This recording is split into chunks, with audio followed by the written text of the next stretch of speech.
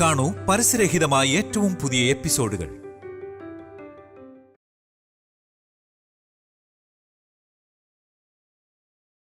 Welcome to Nolta and Devon co-present Onnonnu Ruchi, co-powered by Gold Winner and Sun Tips. Special partner LG and Elite, our dairy partner Parshi, interior design partner Psycho Designs.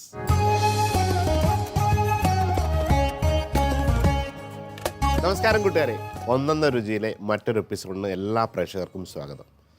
ഇന്നും എന്നത്തെ പോലെ വേറൊരു special അതിഥിയുണ്ട്. നമുക്ക് ആ അതിഥിയുടെ വിശേഷങ്ങൾ അറിയാം. നമുക്ക് സ്വാഗതം ചെയ്യാം അഞ്ജന അപ്പുക്കുട്ടൻ. നമസ്കാരം. ന്യൂ ഇയർ ഒക്കെ ആഘോഷം എന്ന് കരുതുന്നു. തീർച്ചയായിട്ടും. പിന്നെ എനിക്ക് ഭയങ്കര ഇഷ്ടമുള്ള കാര്യം, നിങ്ങളൊരു ഫുഡി ആണെന്നൊക്കെ നമുക്ക് അറിയാം. പറഞ്ഞു വരുമ്പോൾ തന്നെ നമ്മുടെ നിങ്ങളെ ചൂസ് ചെയ്ത ഷെഫിന് ഇഷ്ടപ്പെടുന്ന ഒരാളാണ്, ഭക്ഷണത്തെ കുറിച്ചൊക്കെ കൂടുതൽ സഞ്ചരിച്ചിട്ടുള്ള ആളാണ്, സംസാരിച്ചിട്ടുള്ള ആളാണെന്നൊക്കെ പറഞ്ഞ് കേട്ടപ്പോൾ തന്നെ നമ്മൾ അല്ലെങ്കിൽ എല്ലാവരും കുക്ക് ചെയ്യും, കാര്യങ്ങളൊക്കെ പറയും. അപ്പം ഒരുപാട് ട്രാവൽ ചെയ്ത് ഫുഡൊക്കെ തട്ടുകടയൊക്കെ പോകുന്ന ആളാണെന്നുള്ള വിവരങ്ങളൊക്കെ നമുക്ക് കിട്ടിയിട്ടുണ്ട്. അപ്പം എന്ത് സ്പെഷ്യൽ ഡിഷാണ് നമുക്ക് ഇത് വേണ്ടി കൊണ്ടുവരുന്നത്? ഇന്നൊരു മധുരമാണ്, വളരെ സിമ്പിൾ ആയിട്ടുള്ള ട്രഡീഷണൽ ആയിട്ട് എൻ്റെ അമ്മുമ്മയുടെ കയ്യിൽ നിന്ന് കിട്ടിയതാണ്. പിന്നെ അമ്മ ഉണ്ടാക്കി അങ്ങനെ കിട്ടിയത്. കാരണം ഉണ്ടല്ലോ, ഈ പഴയ കാലത്തെ ചില അമ്മൂമ്മമാരൊന്നും റെസിപ്പി ആർക്കും പറഞ്ഞു കൊടുക്കത്തില്ല. അങ്ങനെ എത്രയോ അടിപൊളി റെസിപ്പികൾ നമ്മുടെ ഈ നശിച്ചു പോയി. അപ്പോൾ ഇനി അടുത്ത നിങ്ങളുടെ റെസിപ്പിക്ക് വേണ്ടിയിട്ട് നമ്മുടെ ഇൻഗ്രീഡിയൻസ് എടുത്തുകൊണ്ട് വരാം. നമുക്ക് അപ്പോൾ കുക്കിങ്ങിലേക്ക് പോവാം.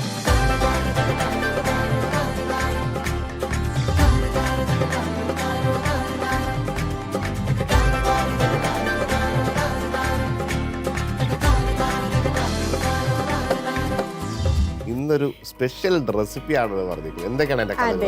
ഇത് നമ്മള് ചെണ്ടമുറിയൻ എന്നാണ് പറയാ. ചെണ്ടമുറിയൻ സാധാരണ നമ്മള് ചെണ്ടമുറിയൻ കപ്പയാണ്, ബീഫ് ഇട്ട് വേവിച്ചിട്ട്. ഇത് അതല്ല, ഇത് അമ്മുമ്മയുടെ വകയുള്ള ഒരു ഡിഷ് ആട്ടോ. അമ്മുമ്മ ഉണ്ടാക്കി തരും, പിന്നെ അമ്മ ഉണ്ടാക്കി തരും. എനിക്ക് ഭയങ്കര ഇഷ്ടമാണ്. പിന്നെ സിമ്പിളാണ്. അത് കാണുമ്പോൾ തന്നെ അതിന്റെ ഇൻഗ്രീഡിയൻസ് അറിയാം. ഏത്തപ്പഴം ഉണ്ട്, നെയ്യുണ്ട്, തേങ്ങയുടെ 1-2 പാലും, ഏലക്കയും, അണ്ടിപ്പരിപ്പും, പിന്നെ ശർക്കരപ്പാനി. Simple recipe. നമ്മൾ വിചാരിക്കും ഇതൊരു പായസമാണ്, എന്നാൽ ഇത് പായസമല്ല. അപ്പൊ ശരി, തുടങ്ങാം. നമുക്ക് തുടങ്ങാം.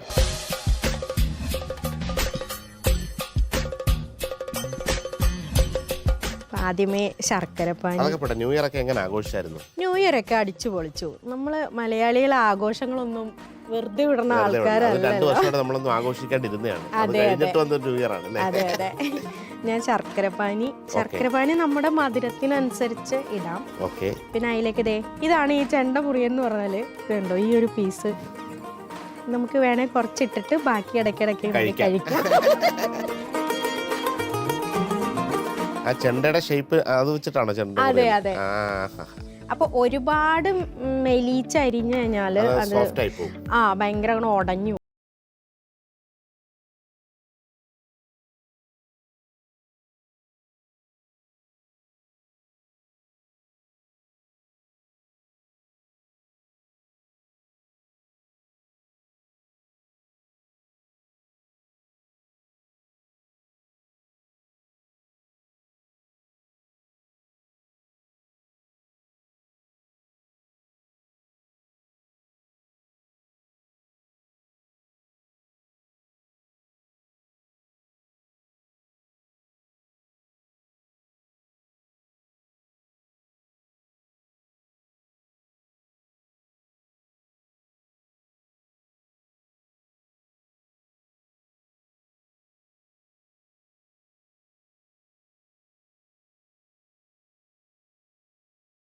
സമയമുണ്ട് പറയുന്നതിന്റെ ഇടയിൽ ആ ശർക്കര പാനി ഒന്ന് തിളച്ചു വരുമ്പോ ഒരു സ്മെല്ലുണ്ട്.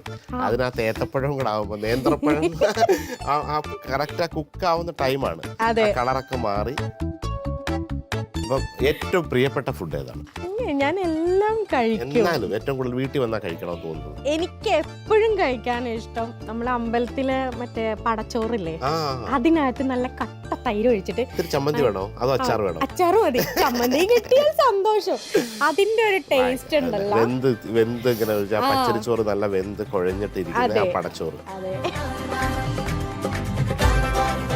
ഏത്തപ്പഴത്തിന്റെ നിറമൊക്കെ മാറി അതിന്റെ കാരമലൈസ് ആയിട്ട് കണ്ടത്. ശരി, രണ്ടാം പാല് ഒഴിക്കുകയാണ്. തേങ്ങയുടെ രണ്ടാം പാൽ ഒഴിക്കുകയാണ്. ആ ശർക്കരപ്പാനി മൊത്തം കുറുകിയ ഏത്തപ്പഴത്തിനകത്ത് പെരണ്ടിരിക്കുകയാണ്. ഇപ്പൊ തന്നെ ഇതിനകത്ത് വാസന. ഇപ്പൊ നെയ്യ് എപ്പോഴും ഒഴിക്കുക? നെയ്യ് ലാസ്റ്റ് നെയ്യും കൂടെ ഇട്ട് കഴിഞ്ഞാൽ പിന്നെ ഇവിടെ നിൽക്കാൻ പറ്റില്ല, കൺട്രോള് പോകും. പക്ഷെ നമ്മൾ മലയാളികൾക്ക് ഒരു പ്രത്യേകത ഉണ്ട്, ഫുഡ് എവിടെയുണ്ടോ തേടി പിടിച്ചു പോകും. സത്യം. പിന്നെ എല്ലാവർക്കും എനിക്ക് തോന്നുന്നു ഈ നാടൻ ഡിഷിനോടും കുഞ്ഞു കുഞ്ഞു ഹോട്ടലൊക്കെ, എനിക്ക് തട്ടുകടയൊക്കെ ഭയങ്കര ഇഷ്ടം കേട്ടോ. നമ്മുടെ ഇവിടെ ഉണ്ട് ഒരു കടയുണ്ട്, ബോണ്ടക്കട. നേരത്തെ 1.5 രൂപയിൽ ഇത്രേ ഉള്ളൂ കേട്ടോ ബോണ്ട. അതിങ്ങനെ ഇങ്ങനെ പെറുക്കി പെറുക്കി പെറുക്കി ഇപ്പം 5 രൂപയായി. വെറുതെ ഇങ്ങനെ പെറുക്കി പെറുക്കി തിന്നാൻ ഭയങ്കര ടേസ്റ്റ്, ചൂടോടും. ഷൂട്ടൊക്കെ കഴിയുമ്പോൾ എപ്പോഴെങ്കിലുമൊക്കെ രാത്രി ഇതേപോലെ കഴിഞ്ഞു വരുമ്പോൾ വിശക്കുമ്പോൾ തട്ടുകടയിൽ പോയി ദോശ ഓംലെറ്റ് ഒക്കെ കഴിക്കണമെന്നൊക്കെ ആഗ്രഹമൊക്കെ ഉണ്ടോ? അല്ല, ഞാൻ എറണാകുളത്ത് സത്യം പറഞ്ഞാൽ മിക്കടത്ത് എനിക്ക് അറിഞ്ഞുകൂടാ. ബാക്കി എവിടെ പോയാലും തട്ടുകടയെ പ്രിഫർ ചെയ്യണം, കാരണം നമുക്ക് ഫ്രഷ് ആയിട്ട് അതിന്റെ ഒരു സന്തോഷം വേറെയാണ്.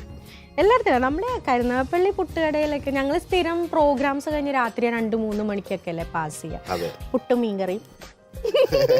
ഇനി ലാസ്റ്റ് 1-ാം പാൽ ഒഴിക്കാണ്. അറിയാലോ, പ്രത്യേകിച്ച് പറയേണ്ട, തിളയ്ക്കാൻ പാടില്ല.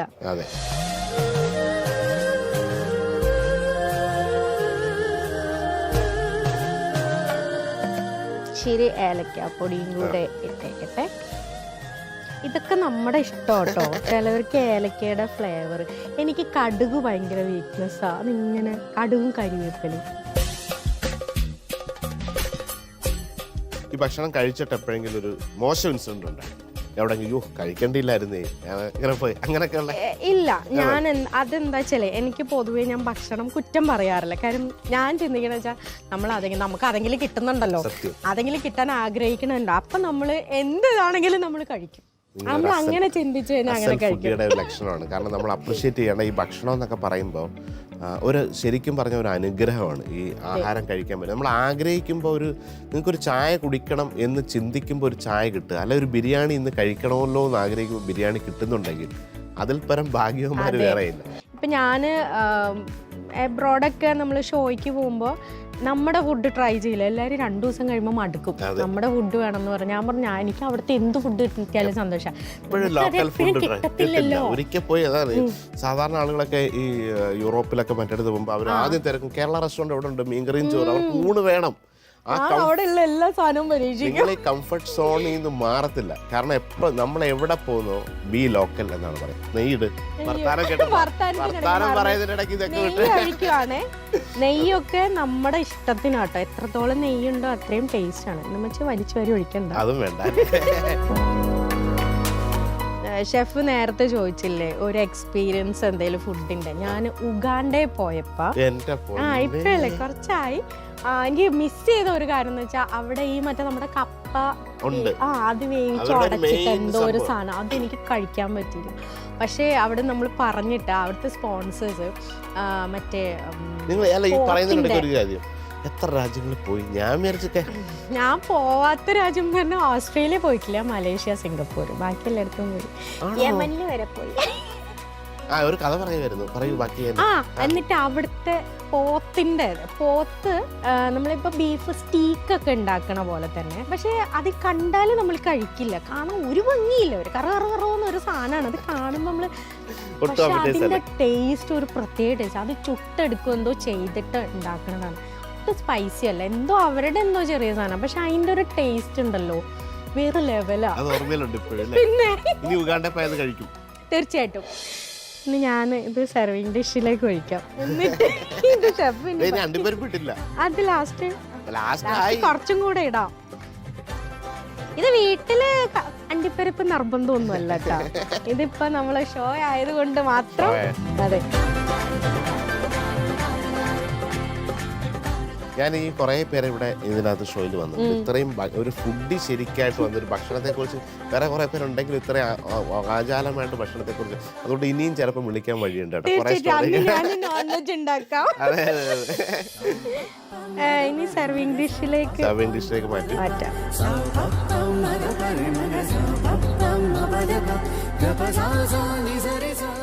ഈശ്വര, എന്ത് പറയാമോ. ഏത്തപ്പഴം ശർക്കരപ്പാനിയിൽ കുറുക്കിയെടുത്ത് 2-ാം പാലൊഴിച്ച് വീണ്ടും കുറുക്കി 1-ാം പാലൊഴിച്ച് ഏലക്കാപ്പൊടിയിട്ട് അണ്ടിപ്പരിപ്പും നെയ്യും ഇട്ട ചെണ്ടമുറിയൻ. അമ്മൂമ്മ ചെണ്ടമുറിയൻ.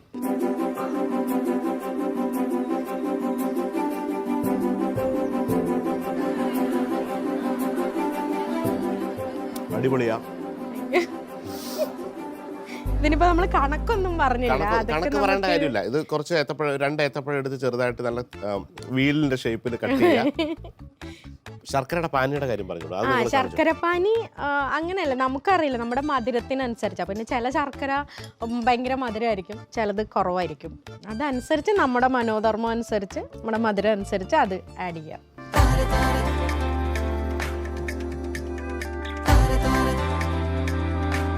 അപ്പം നിങ്ങളൊക്കെ ഇത് ട്രൈ ചെയ്യണം. ചെണ്ടമുറിയൻ ഇത് വെറുതെ ഇങ്ങനെ കഴിക്കാൻ നല്ലതാണ്.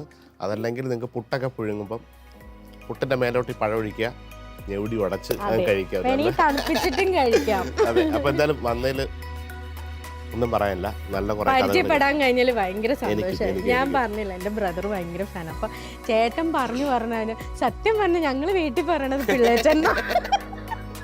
അപ്പൊ എന്തായാലും പോകുന്നതിന് മുമ്പ് നമ്മുടെ വക ഒരു സ്പെഷ്യൽ ഗിഫ്റ്റ് കൂടെ തന്നിട്ടേ വിടുള്ളൂ. അതുകൊണ്ടോ?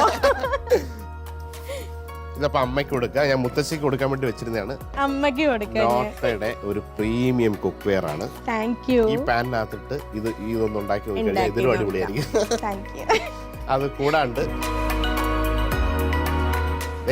കൂടാണ്ട് എലൈറ്റിന്റെ ഒരു ഗിഫ്റ്റ് ഹാമ്പർ ബോക്സ് ഉണ്ട്. പിന്നെ നമ്മുടെ ഡേവന്റെ സ്പെഷ്യൽ കറി masala spices. Thank you so much. കുറെ നല്ല രസകരമായ കഥകളൊക്കെ ഉണ്ടാവും. അപ്പം പറയൂ നമ്മുടെ പ്രേക്ഷകർക്ക് ഒരു താങ്ക് യു കൂടെ പറഞ്ഞിട്ട്. പ്രേക്ഷകർക്ക് എന്താണ് എപ്പോഴും ഞാൻ പറയുന്ന ഒരു കാര്യം, കാരണം പ്രേക്ഷകരുള്ളതുകൊണ്ടാണ് ഞാനൊക്കെ ഇപ്പോഴും ഇവിടെ നിൽക്കുന്നത്. നമ്മളെല്ലാവരും അതെ, അവരുടെ ഒരു സപ്പോർട്ടും പ്രാർത്ഥനയും ഉള്ളത് കൊണ്ടാണ്. പിന്നെ നമ്മുടെ ചാനലിനും ഒരു പ്രത്യേക താങ്ക്സ്. പിന്നെ ഷെഫിനെ പരിചയപ്പെടണമെന്നൊരു ആഗ്രഹം ഉണ്ടായിരുന്നു. പക്ഷേ ഒരു ആഗ്രഹമുണ്ട്, ഷെഫിന്റെ കൈ കൊണ്ടുള്ള ഒരു ഡിഷ് കഴിക്കണം എന്നുണ്ട്. അത് വലിയ പാടുള്ള കാര്യമാണ്. നേരെ കൊച്ചിയിലോട്ട് വന്നാൽ അങ്ങോട്ടേക്ക് വരാം, ഫാമിലി ആയിട്ട് വരൂ. അതുപോലെ ഒരുപാട് ഈ പറഞ്ഞ പോലെ പുതിയ 2023 തുടക്കമാണ്. ഈ വർഷം മുഴുവൻ നല്ല സന്തോഷം ഉണ്ടാവട്ടെ. ഒത്തിരി നല്ല നിങ്ങളുടെ ഇഷ്ടപ്പെടുന്ന യാത്രകളൊക്കെ നടക്കട്ടെ. ഒരുപാട് പുതിയ ഭക്ഷണങ്ങൾ കഴിക്കാൻ പറ്റട്ടെ. ഒത്തിരി അഭിനയിക്കാൻ പറ്റട്ടെ. നല്ല നിങ്ങളുടെ ഡ്രീംസ് എല്ലാം ഈ വർഷം നടക്കട്ടെ. നമ്മളും പ്രേക്ഷകരെല്ലാം കൂടെ പ്രാർത്ഥിക്കുകയാണ്. Thank you so much. Thank you so much. നമുക്ക് എല്ലാവർക്കും ഏറ്റവും ഇഷ്ടപ്പെട്ട കേരള ഭക്ഷണം കഴിഞ്ഞാൽ ചൈനീസ് ഭക്ഷണമാണെന്ന് പറയാം, പൊതുവേ മലയാളികൾക്ക്. ഇപ്പോൾ എല്ലാവരും വീടുകളിലൊക്കെ അത് ഉണ്ടാക്കാൻ തുടങ്ങിയിട്ടുണ്ട്. അപ്പോൾ ഒരുപാട് പേര് ചോദിച്ചനുസരിച്ചിട്ട് ഒരു സിമ്പിളായിട്ടുള്ള ഫ്രൈഡ് റൈസ് കുട്ടികൾക്കൊക്കെ ഭയങ്കര ഇഷ്ടമുണ്ട് വീട്ടിൽ റൈസൊക്കെ ഉണ്ടാക്കുമ്പോൾ. അപ്പം ഒരു എഗ് ഫ്രൈഡ് റൈസ് എങ്ങനെ ഉണ്ടാക്കാമെന്നാണ് നിങ്ങളിന്ന് കാണിക്കുന്നത്. അത് വേണമെങ്കിൽ നിങ്ങൾക്ക് ചിക്കൻ ബോയിൽ ചെയ്തിട്ടുണ്ടെങ്കിൽ ചിക്കൻ ഫ്രൈഡ് റൈസ് ആക്കാം. കുറച്ച് പ്രോൺസോ അല്ലെങ്കിൽ സ്ക്വിഡൊക്കെ ഇട്ടിട്ടുണ്ടെങ്കിൽ മിക്സ് സീ ഫുഡ് റൈസ് ഉണ്ടാക്കാം. അപ്പോൾ ഏത് ഫ്ലേവർ വേണമെന്ന് നമ്മുടെ ഇഷ്ടമാണ്. അപ്പോൾ ഇതിൻ്റെ ഒരു ബേസിക് ആയിട്ടുള്ള വീട്ടിൽ എളുപ്പത്തിൽ ഉണ്ടാക്കാൻ പറ്റുന്ന ഒരു എഗ് ഫ്രൈഡ് റൈസ് ആണ്. അപ്പോൾ അതിനാദ്യം നമ്മൾ എഗ്ഗ് ബീറ്റ് ചെയ്ത് ഒരു ഓംലെറ്റ് പോലെ ഉണ്ടാക്കി ക്രഷ് ചെയ്ത് മാറ്റി വെച്ചിട്ട് വെജിറ്റബിൾ സോട്ട് ചെയ്തിട്ട് റൈസിനകത്ത് സോസൊക്കെ ആയിട്ട് ഫ്രൈഡ് റൈസ് ആക്കുകയാണ്. അപ്പോൾ ആദ്യം നമുക്ക് ഒരു ഓംലെറ്റ് പോലെ ഉണ്ടാക്കണം. അതിന് കുറച്ച് ഫൈൻലി ചോപ്പ് ചെയ്ത ഓണിയൻ ഉണ്ടെങ്കിൽ നല്ല.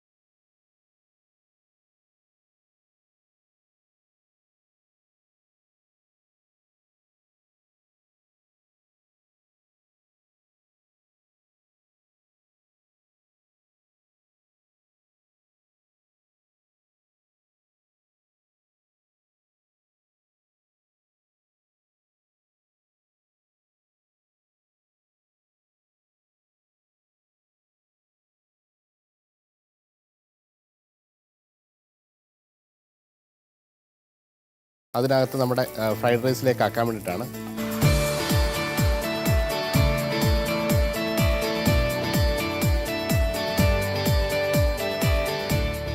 ഇത് മുട്ട ജസ്റ്റ് ഒന്ന് ചിക്കി എടുക്കുക.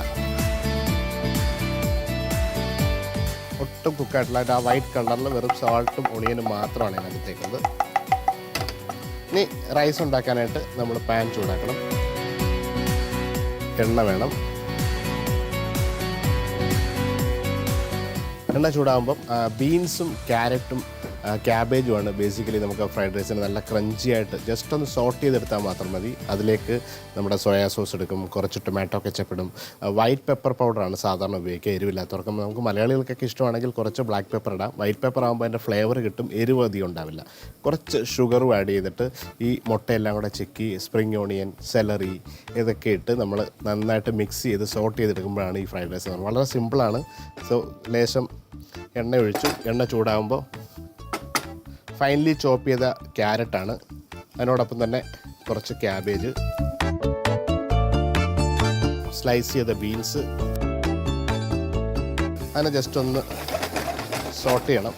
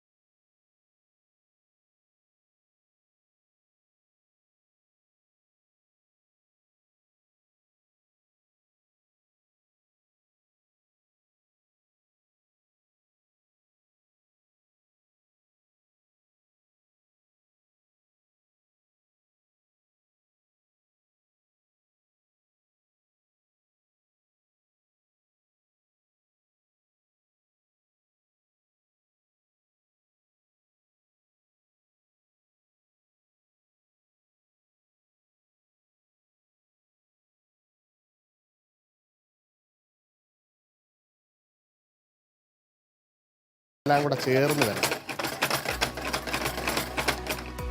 ഇത് ശരിക്കും റെസ്റ്റോറൻറ്റിലൊക്കെ ഹൈ പ്രഷർ ബർണറിൽ നേർത്ത കടായിക്കകത്ത് സ്പീഡിലിട്ടാണ് അടിക്കുന്നത്. അപ്പോൾ ആ സ്മോക്കി ഫ്ലേവർ വരുമ്പോഴാണ് ആ ഒരു ഫ്രൈഡ് റൈസിൻ്റെ ടേസ്റ്റ് വരിക. ഭയങ്കര ചൂടിൽ നന്നായിട്ട് ചൂടാക്കി ആ പാൻ നല്ലപോലെ ചൂടാക്കി റൈസ് ഇടുമ്പോൾ സ്പീഡിന് നല്ലപോലെ അടിക്കും. അപ്പോൾ നമ്മുടെ വീട്ടിലുണ്ടാക്കുമ്പോൾ അത്രയും പ്രഷർ ഒരിക്കലും ഉണ്ടാവില്ല. അതുപോലെ അതേപോലുള്ള ഹൈ പ്രഷർ നമ്മുടെ വീടുകളിൽ ഉണ്ടാവാത്തതുകൊണ്ടാണ് ആ ഒരു സ്മോക്കി ഫ്ലേവർ നിങ്ങൾക്ക് ഒരു പക്ഷേ കിട്ടണമെന്നില്ല.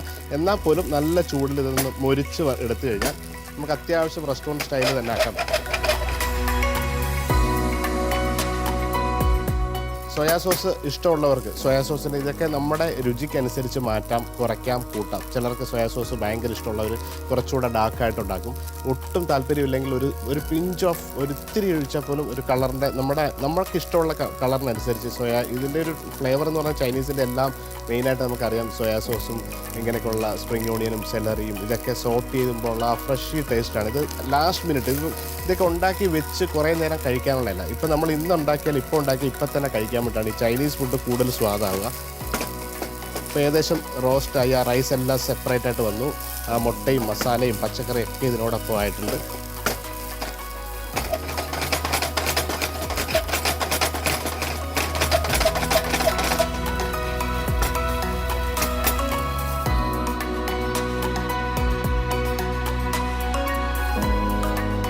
ഇതുണ്ട്, റൈസ് ഓരോന്നോരോന്നായിട്ട് കിടക്കും. ഇത് കറക്റ്റ് ഈ ഒരു പരുവത്തിൽ റൈസ് റെഡിയാണ്.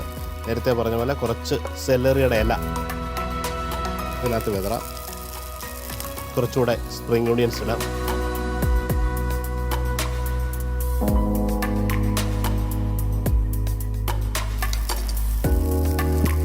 സോ ഫ്രൈഡ് റൈസ് റെഡിയാണ്.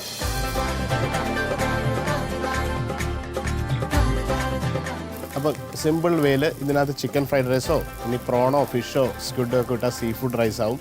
അതുപോലെ എഗ്ഗ് കമ്പൽസറി ആയിട്ട് ഇട്ടാലാണ് ഇതിന് രുചി വരിക. വെജിറ്റബിൾ ഫ്രൈഡ് റൈസ് ഇനി പ്യുവർ വെജിറ്റേറിയൻ ആണെങ്കിൽ ഈ എഗ്ഗ് ഒഴിവാക്കി നമുക്കിഷ്ടമുള്ള വെജിറ്റബിൾസ്, ഈവൻ കോളിഫ്ലവർ ആഡ് ചെയ്യാം, ബ്രോക്കലി ആഡ് ചെയ്യാം. നിങ്ങൾക്ക് ഇഷ്ടമുള്ള പച്ചക്കറികളൊക്കെ ഇതേപോലെ ക്രഞ്ചി ആയിട്ട് സോഫ്റ്റായിട്ട് കട്ട് ചെയ്തിട്ട് സോട്ട് ചെയ്ത് അത് ഒരുപാട് ഓവർ കുക്ക് ചെയ്യാണ്ട് ആ റൈസ് കഴിക്കുമ്പോൾ നമുക്കൊരു ബൈറ്റ് കിട്ടണം. അതിന് വേണ്ടിയിട്ടാണ് ജസ്റ്റ് ഫൈനലി ചോപ്പ് ചെയ്തിട്ട് ഒരു 2 മിനിറ്റ്സിൽ ഓയിലൊന്ന് സോട്ട് ചെയ്തിട്ട് റൈസ്